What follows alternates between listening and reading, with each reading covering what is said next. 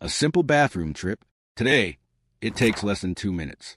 But 30,000 years ago, that same trip could cost you your life.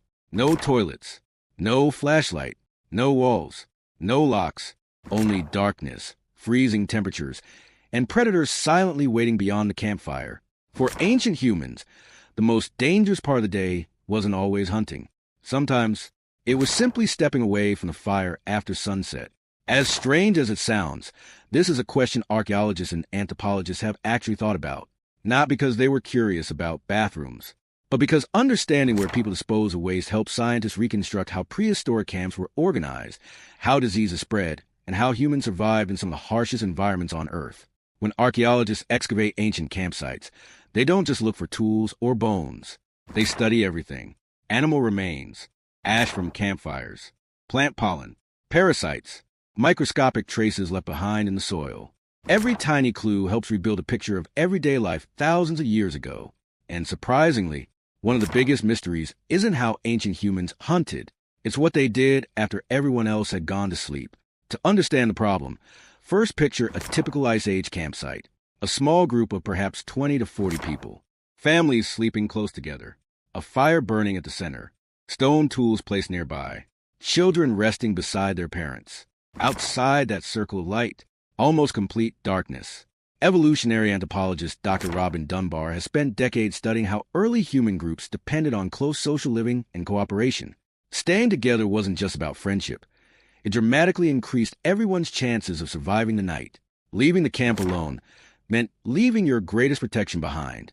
And that protection wasn't a wooden fence. It was other people. The fire itself was just as important. According to primatologist and biological anthropologist Dr. Richard Wrangham, the controlled use of fire transformed human evolution. Fire provided warmth, cooked food, extended waking hours, and helped discourage many dangerous animals from approaching too closely. But fire had limits. Its light reached only a short distance. Beyond it, the wilderness belonged to predators. During the late Pleistocene, humans shared landscapes with cave lions, spotted hyenas, wolves, leopards, and massive bears. Many of these animals were most active after sunset. A single person walking away from camp would suddenly become far more vulnerable. That doesn't mean every nighttime trip ended in disaster. Far from it. But ancient humans almost certainly understood something we rarely think about today. Darkness changes the rules of survival. This is why many archaeologists believe prehistoric camps were carefully organized rather than randomly scattered. Excavations at sites across Europe, Africa, and the Near East show repeated patterns. Sleeping areas, cooking areas, stone tool workshops, fireplaces, refuse zones where broken bones and food waste accumulated. These patterns suggest people intentionally separated clean living spaces from waste-producing activities. Archaeologist Dr. Olga Salfer, known for her work on Upper Paleolithic camps, has shown that many prehistoric settlements reveal surprisingly structured layouts instead of chaotic living arrangements. If ancient humans carefully organized where they cooked, where they slept, and where they threw food waste, it raises another fascinating question. Did they also have designated places for using the bathroom? No sign saying toilet. No wooden door. No plumbing. Yet evidence suggests they probably avoided contaminating the areas where children slept, food was prepared, and water was collected. That simple behavior may have protected entire groups from dangerous diseases long before anyone understood bacteria. But here's where the mystery becomes even more interesting.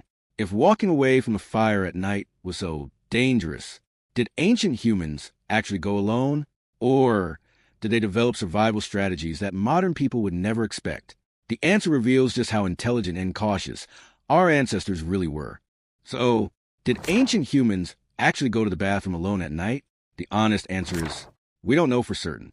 No archaeologist has ever discovered a Stone Age instruction manual that says, never go alone after dark. But this is where anthropology becomes fascinating. Scientists don't rely on guesses alone. They combine archaeological discoveries with observations of traditional hunter-gatherer societies, animal behavior, and human evolution to build the most likely explanation. And almost every piece of evidence points in the same direction. Staying together was one of humanity's greatest survival strategies. Anthropologist Dr. Kim Hill, who spent years studying the ape hunter-gatherers of Paraguay, found that cooperation wasn't optional. It was essential. People hunted together, shared food, protected children, and constantly watched for danger. The same principle probably applied after sunset. If leaving the safety of the camp meant entering complete darkness filled with predators, bringing another person would have greatly reduced the risk. One person could remain alert while the other focused on the task. It sounds ordinary today, but 30,000 years ago, that small decision might have saved a life. Privacy was also very different from what we think of today. Modern bathrooms are private rooms. Ancient camps were not. Most hunter-gatherer groups lived in close-knit communities where survival mattered far more than personal comfort. Anthropologist Dr. Frank Marlowe, through his work with the Hadza people of Tanzania, observed that many daily activities took place in shared spaces, although individuals still sought practical privacy when necessary. That doesn't mean prehistoric humans had no sense of modesty. It simply means their priorities were different. Safety came first. Comfort came second. Then there was another invisible danger: disease. Today we understand bacteria, viruses, and parasites. Ancient humans didn't, yet they still behaved in ways that often reduced the spread of illness. How? Because evolution rewarded habits that worked. Groups that contaminated their camps would become sick more often. Groups that kept waste farther away had a better chance of surviving. Over thousands of generations, practical habits likely became part of everyday life. Archaeologists have found that many prehistoric camps contain distinct refuse areas separated from living spaces. Those waste zones often include animal bones, broken tools, ash, and discarded materials rather than being scattered randomly throughout the campsite. That careful organization suggests ancient people understood, through experience, not microbiology, that keeping living areas clean mattered. Even tiny parasites have helped solve this mystery. Paleoparasitologists, scientists who study ancient parasites, have discovered fossilized parasite eggs preserved in archaeological sediments and ancient human remains. Researchers such as Dr. Carl Reinhardt, a leading expert in paleoparasitology, have used these microscopic discoveries to reconstruct sanitation practices and health in ancient communities. Parasites leave clues: where people dispose of waste, what they ate, how diseases spread, even how crowded settlements became. It's amazing to think that something almost invisible today can reveal the daily habits of people who lived thousands of years ago. But here's the question almost nobody asks. What if the real danger wasn't the predators outside the camp, but the sound you made? A snapping twig, a cough, a frightened whisper. Could those tiny noises reveal your location to hungry animals waiting in the darkness? And if so, how did ancient humans avoid becoming the next meal? The answer has less to do with strength and everything to do with intelligence. By the morning, every member of the tribe needed to be alive, because survival in the Stone Age wasn't about the strongest individual. It was about the smartest group. So, would a nighttime bathroom trip really attract predators? Not always. Wild animals generally avoid unnecessary risks, and many predators preferred hunting prey that was isolated, injured, or unaware. But leaving the safety of the camp still increased the danger. A burning campfire, several alert adults, and a group of people created a much less attractive target than one person quietly walking into the darkness. That's why many anthropologists believe the greatest weapon ancient humans possessed wasn't sharper spears. It was cooperation. Throughout human evolution, surviving alone was incredibly difficult. Working together changed everything. Night itself also behaved differently thousands of years ago. Today, cities glow with streetlights, buildings, and traffic. The Stone Age had none of that. Once the fire burned low, darkness became almost absolute. Your eyes could slowly adjust, especially under moonlight, but visibility remained limited. At the same time, many predators relied less on sight and more on hearing and smell. Ancient humans almost certainly understood this through experience. Move carefully, stay close to camp, avoid unnecessary noise, return quickly. Nobody needed to explain these rules. The people who ignored them were less likely to survive long enough to teach the next generation. Evolution became the teacher. Another fascinating clue comes from the layout of prehistoric camps.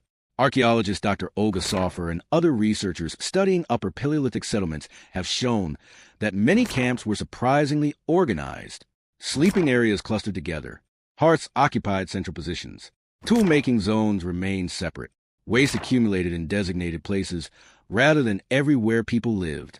This organization wasn't simply about cleanliness. It reduced confusion, protected food, made daily life more efficient, and likely lowered the risk of disease. Long before anyone understood bacteria, ancient humans were already practicing behaviors that helped keep their communities healthier. Sometimes the best scientific discoveries begin with simple observation. If this place smells bad, Let's stop sleeping here. That lesson alone could protect an entire tribe. Modern scientists continue discovering remarkable evidence from ancient waste. Paleoparasitologist Dr. Carl Reinhardt has shown that preserved parasite eggs found in archaeological sites reveal what people ate, how healthy they were, and even how communities manage sanitation. It's incredible. Something as ordinary as human waste can tell us about migration, diet, disease, and daily life thousands of years later. For archaeologists, every trace is evidence. Even the evidence most people never think about. And here's the biggest surprise of all. The question isn't really about bathrooms. It's about intelligence. Ancient humans didn't survive because they were the strongest animals on Earth. They weren't. They survived because they solved problems before those problems became disasters.